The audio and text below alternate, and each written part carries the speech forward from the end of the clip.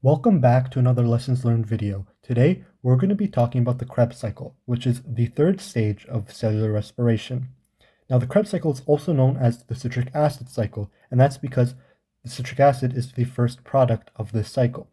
Now, there are 8 steps to the Krebs cycle, each catalyzed by a different enzyme. And if you remember, just like glycolysis, the ATP produced in the Krebs cycle is made through substrate-level phosphorylation. So the first stage, or the first aspect of the Krebs cycle, is the product of the second stage of cellular respiration, which is acetyl-CoA. Acetyl-CoA.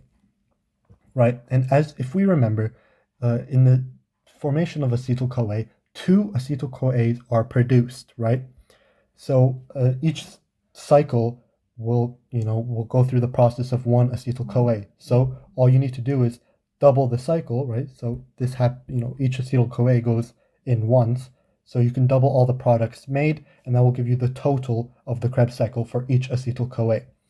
Now, acetyl-CoA is the first step, and if you remember, it is a 2-carbon molecule.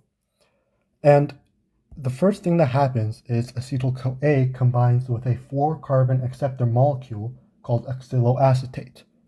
So I'll draw right here. Oxaloacetate. And as I said, it is a 4-carbon acceptor molecule, and it is regenerated in each cycle. So it is present for each acetyl-CoA.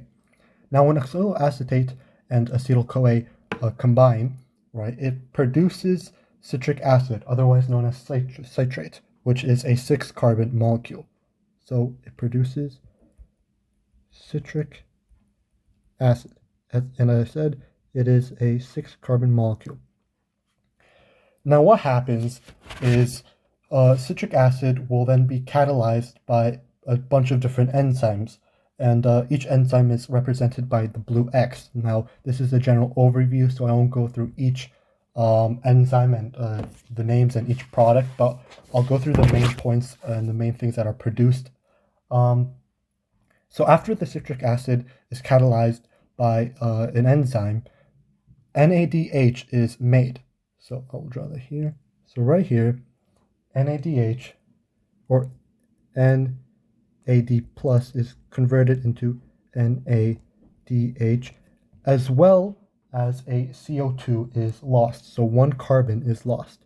So I'll draw it here, CO2 lost. Now that product is now a 5-carbon enzyme or molecule, as it's catalyzed by an enzyme. Now after that, another NAD plus is transferred into an NADH, and another CO2 is lost. So in this step right here, right, NAD plus is converted into NADH, as well as a CO2 lost, right? And then after, it goes through another enzyme, and the product will be a 4-carbon molecule. And here, ATP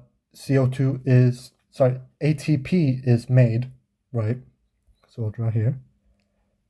So ATP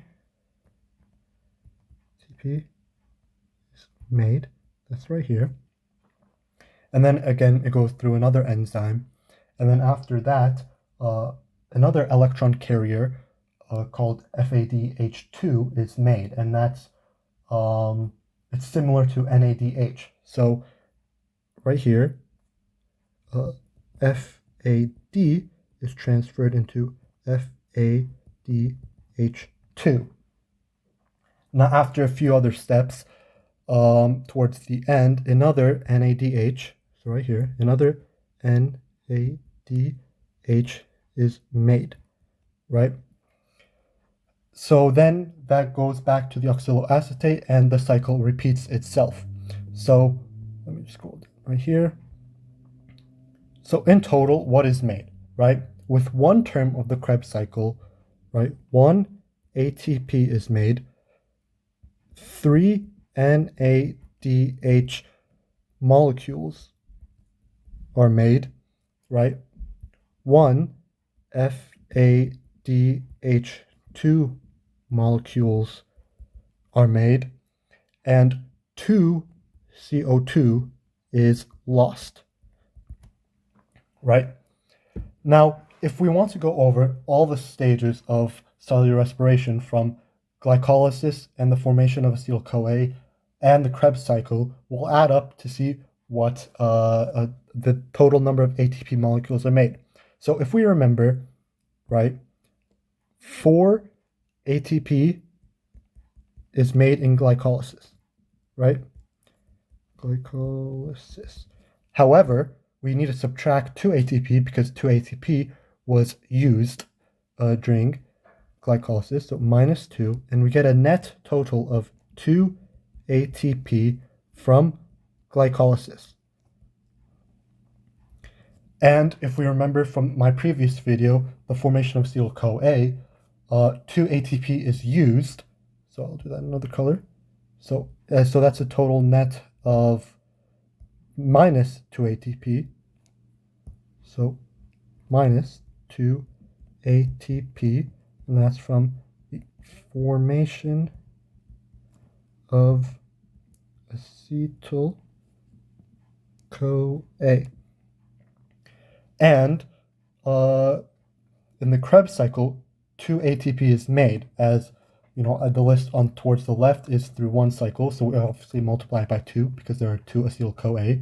So that is plus, do this another color, plus 2 ATP from the Krebs cycle, and that gives us so far a net of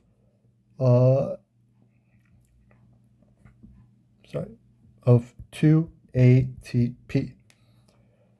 Now, you know, these ATP molecules doesn't seem like a lot, right? But one thing that is key is the amount of NADH and the amount of FADH2 electron carriers that are made. So in total, there are 10 NADH molecules and 2 FADH2 molecules. Now, just to clarify, each NADH molecule can carry up to 3 ATPs or produce 3 ATPs, and the FADH2 molecules can produce a total of 2 ATPs. So if we multiply that, that's 3 multiplied by 10 plus 2 multiplied by 2, the electron carriers can produce a total of 34 ATPs. Now, in some textbooks, the formation of acetyl-CoA is not recognized as a stage of itself, and its minus 2 ATP may not be factored. So sometimes after glycolysis and the Krebs cycle, some textbooks will say there is 4 ATPs used, and instead of 34 ATP, 36 will be made at the end of cellular respiration. Now, that's the video. Next video, I'll go through the electron chain transport and the last stages of cellular respiration. So make sure to like, comment, and subscribe, and let me know if you have any questions. Thank you.